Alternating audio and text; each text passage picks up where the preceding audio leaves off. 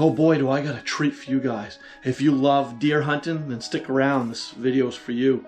Now this buck that I harvest in this video actually marks the first time I've ever actually got to watch and observe a buck all summer long and pattern this buck and kind of developed a relationship with this buck and went on to harvest him in early October and during the Maine's regular archery season on deer.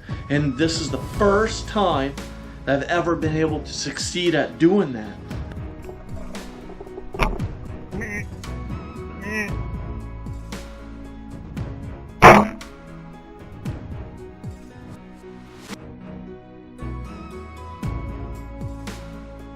All right, my buck lay dead right behind me. He's 30 yards behind me. He ran. I shot him at 20, right there, about 15 yards in front of me. 15 yards right in front of me is where I shot my buck. He lay dead 30 yards behind me from where I'm standing. 34, ran like 45 yards. Hey y'all, how's everyone doing? Justin here with Spikes and Gills. So if you've ever hunted in the state of Maine, or you're a Maine resident and you hunt here every year, then you know that hunting for a mature buck in this state can be tough at times. And it really just boils down to where you're hunting. Now there's certain forests and certain areas in the state of Maine that you can go to and hunt and harvest, you know, a buck no younger than 2.5 years old that's got 8 or more points. And really, so it just boils down to where you're hunting, whether or not you know the area very well. You've been hunting there for many years. You got the deer's travel patterns pretty much down packed, and you just know your deer. This buck I developed a relationship with, and it marks the first time, this hunt for this buck marks the first time ever in my life that I've been able to like watch and observe the buck throughout the year and kind of pattern him really well. I knew the areas he was going to bed, lay down. I knew where he was feeding. I knew his general travel patterns, travel routes. And on a day-to-day basis, I had a good inclination or a good hunch or gut feeling, if you will, as to where that buck would be at any given time. And so this hunt for this buck is the first time I've ever been able to have this experience. So it means a lot to me. I developed a good relationship with this buck. And it was actually, believe it or not, it was really sad for me to go on to shoot this buck. You know, some people that know me very well asked me, how could you actually bring it upon yourself to shoot the buck? Because you were so close to the buck, you developed that really good bond and relationship with the buck. Now, one day in the summertime, I actually was out checking trail cameras, setting up blinds, stands, or whatever. I was getting ready for the upcoming bow hunt in October. And I was coming back out of the woods from checking trail cameras, setting up trail cameras, doing a little scout, midday scout. And I sat down on the four-wheeler, shut the four-wheeler off, and grabbed my lunch. I was eating my lunch on my four-wheeler. And believe it or not, this 4-point buck came along out of the woods. He saw me there. He knew I was there on the four-wheeler eating, but he proceeded to meander off out front of me about no more than like 50 yards away, and he bedded down. This buck lay down underneath a shaded blowdown. There were some trees leaning over, saplings leaning over, some blowdowns and broken branches, and this buck lay under there in the shade, and he laid right there while I ate my sandwich. Well, he never got up. He just watched me drive away on the four-wheeler because he was so used to four-wheelers coming and going up that road and my pickup coming and going periodically and all that. He was actually fairly used to human activity in and around the area where he bedded, where he fed. And so I had that close of a relationship with this buck. And there's many times where I'd be driving up the dirt road and I'd spot him bedded up on a knoll or like on the side of a ridge. And I got some video and pictures of him in his bedding areas. I got lots of video of him in the food plot feeding on clover. And hey, here's that buck now. Yeah, there was just many times I got lots of video of this buck feeding on clover in the food plot, and there was many times I got to film the buck walking off through the forest. There was many of occasions where I got to film this buck walking through the woods or out in the field feeding on clover, and I got lots of video of this buck in velvet. We got some video of him out of velvet just shortly before going on to harvest him in October with my bow. Next up, I'm gonna show you and explain to you, the reason why I set my blind up where I did, and I want to show you and explain to you the little bit about the hunting area where I was hunting this buck before going on to harvest him. And I just hope that everything I share with you, is very informative, and my biggest hope is that you'll learn a thing or two, learn a few tips along the way while watching this video to help you become more successful with your bow, so you can go on to harvest more bucks with your bow and archery season. So that's my biggest hope. All right, everyone. So here's my blind set up in the dark shadows of the trees. It's real thick, lots of pine trees. There's a couple oaks here, and as you see, the blind blends in and hides very well in this clump of trees. This is actually an area on the edge of the food plot that the deer never walk through. And a really thick clump of trees that the blind hides in very well. And I cut some limbs away to cut out my shooting lanes out of that clump of trees. And now, this is tip number one. When setting up your stands or your hunting blinds, try to set them up in areas where you know for a fact deer don't travel or never have traveled, and they won't currently. Now this spot, this clump of trees where my hunting blind is set up in, the deer never go through. It's kind of impenetrable. There's no path of least resistance for the deer. It's super thick all the way around that blind, and the deer never travel through there. And that's why I've got that blind set up there. It's a perfect location for my hunting blind. And the deer never paid any attention to that blind. This 4-point buck that I was hunting, I go on to shoot, never knew I was there. Never knew that blind was there. He never even looked at the blind, never acted once like he knew the blind was there, knew that I was there. I was hidden very well in that location. So this is tip area very well enough to set those hunting stands and those hunting blinds up in a location where deer will never find them. And it's hard to do, extremely hard. I just happen to luck out in this situation. Not everyone can do that, but just do your thorough scouting and just learn the deer's travel routes and travel patterns the best you possibly can, and just know your hunting area really well. So your hideouts, your hideaways, where you're ambushing that trophy buck that you're hoping to shoot, it keeps you well hidden so that deer won't bust you. So that's this blind, super hidden. Now the 4-point buck that I shot, he came in from this way. He came in. See, when I was sitting in my hunting blind, the deer came in from behind me and come in to my left out into the food plot. He gave me a 20-yard shot with my bow, just a chip shot, beautiful quartering away shot, got double lung. The buck never ran more than 25-30 yards before toppling over. So it was a great harvest. It was just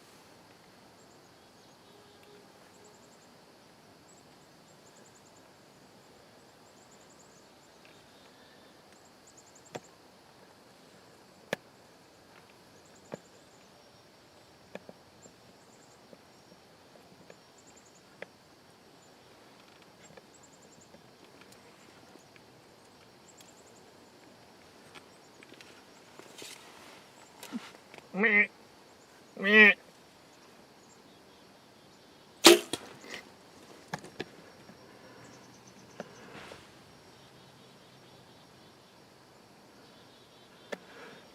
Yes. Yeah. I don't know if I got a pass through, but it looked like a heart shot. I think I got him right in the heart. He went through fast. He went through quick. I don't know if I got the shot on the main camera, but I have the point of view camera going. Definitely got the shot on this. It was just a superb hunt, a hunt that I'll never forget. That's why I'm sharing this hunt with you guys and explaining how it all went down. So I thoroughly scouted this area, and I know the area like the back of my hand. I learned my hunt. I learned everything I possibly could about my hunting area, and I learned everything I possibly could about all the resident deer in my hunting area. And that's got to be your goal if you want to be successful year in and year out and fill in those deer tags every year. And that's really what it takes. It takes being super addicted to the hunt. The hunt never ends. Just because the hunting season is over doesn't mean your hunting season is over. The hunt never ends. Remember that. The hunt never ends for those of us that are super addicted to deer hunting and never want it to end. It doesn't have to end. There's always year-round scouting, year-round studying up on your area, learning your hunting area, learning your deer, and watching, observing your deer through cellular trail cameras or trail cameras in general, and just getting those pictures. I don't know if you feel this way like I do too, but it feels like Christmas to me when like pulling SD cards from trail cameras and getting new pictures of the big bucks in my area, or getting those videos or pictures from my cellular trail cameras on my phone. I just get super excited. It's like opening presents from under the Christmas tree. It's like Christmas morning. It's like Christmas morning every day for me when I get new videos and pictures from my cellular trail cameras on my phone. Yeah, I'm sure you feel that way too. It's super exciting and thrilling to know what's out there for bucks and getting those big buck pictures. It just gets your blood flowing, gets you anticipating for that future hunt. And so, surrounding woods, this is pretty much a bedding area for the resident deer.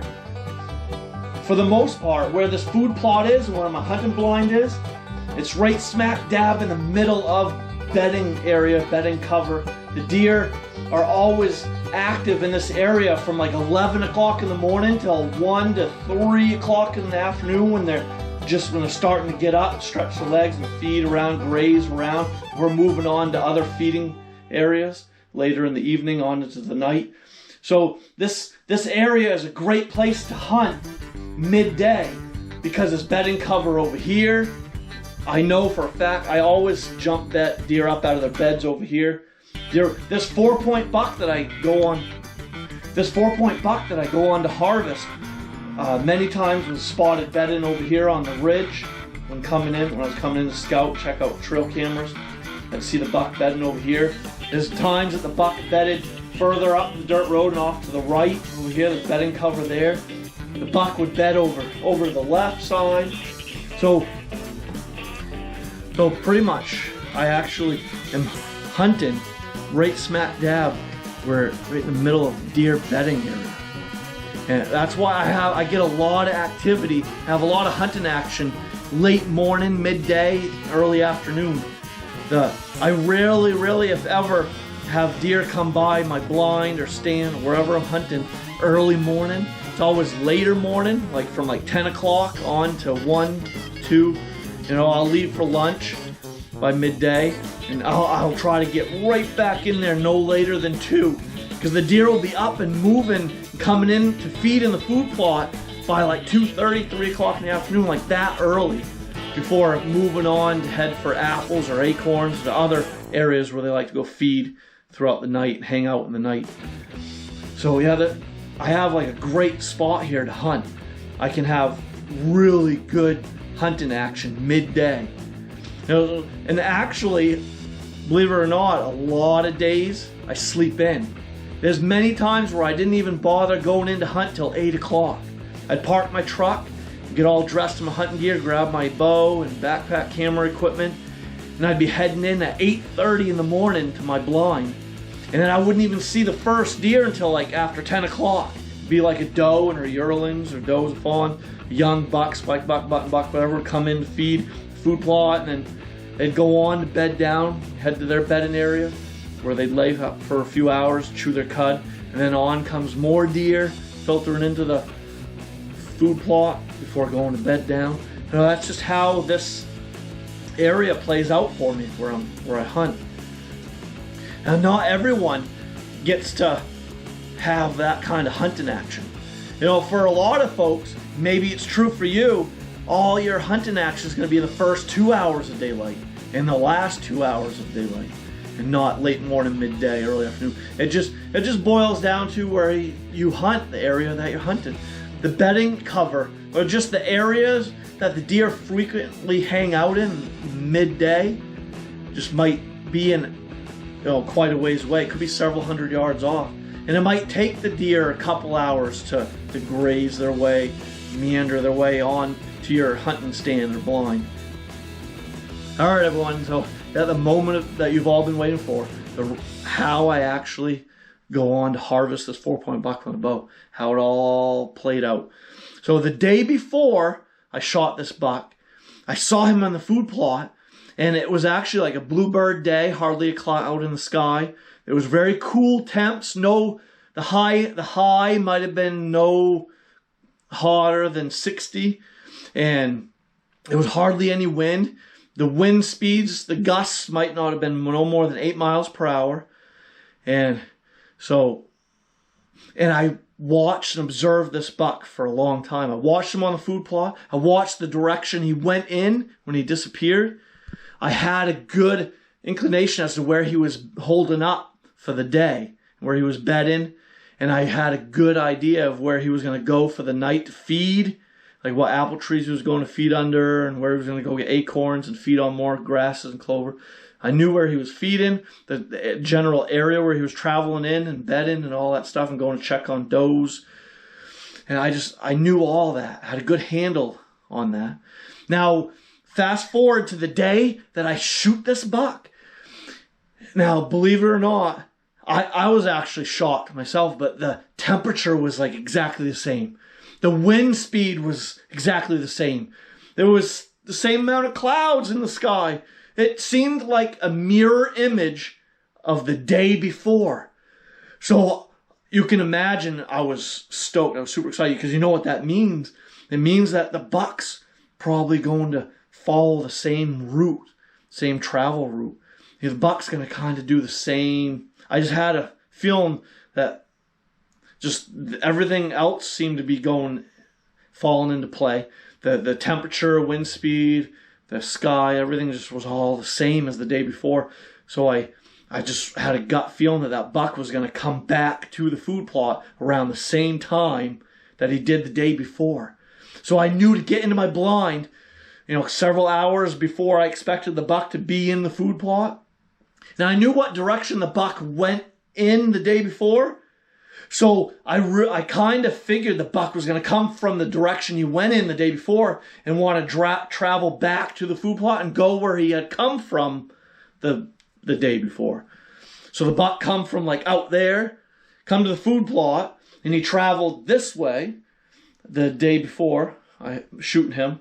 And so I knew he'd come from this way, from back behind me, which he did. When he appeared in the food plot, right moments before I shot him, he did come from behind me, from the direction I knew he'd come from. That's the direction he went in the day before. And it was around like 2:30, 3 o'clock. It's between 2:30, 3 o'clock in the afternoon that the buck went that way. So I knew he'd probably want to come back through to feed in the food plot around 3 o'clock, no later than 3, before heading back in the direction he had come from the previous day. So I was all settled in and ready in my blind, real good and early, and waiting. So now it was just a waiting game, being patient and hoping.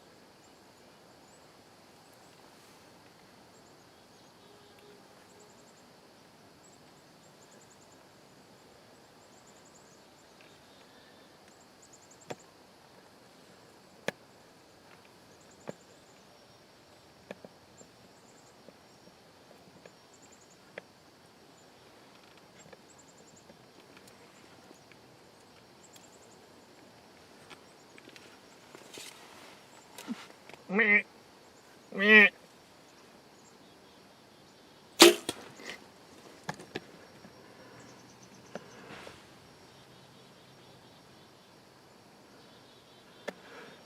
Yes. I don't know if I got a pass through, but it looked like a heart shot. I think I got him right in the heart. He went through fast. He went through quick. I don't know if I got the shot on the main camera, but I have the point of view camera going. Definitely got the shot on this. Yes. Number 3 with that arrow. I just shot 3 deer with 1 arrow, 1 knock. The shot looked good right behind the...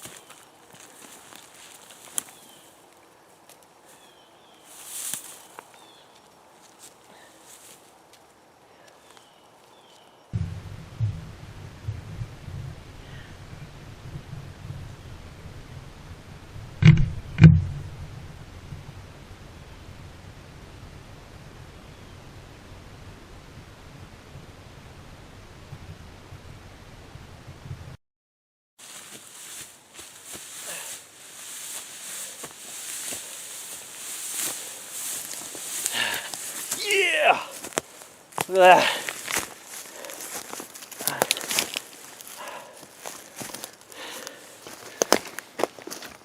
So if you love fishing and hunting, anything to do with whitetail deer and black bear and turkey, and you love ice fishing and fly fishing and exploring and just product reviews on fishing gear and hunting gear, yeah, click subscribe because this channel is for you. Spikes and Gills. Subscribe, lower right hand side. Click that notification bell so you'll be notified of all future uploads by Spikes and Gills. Greatly appreciate it, guys.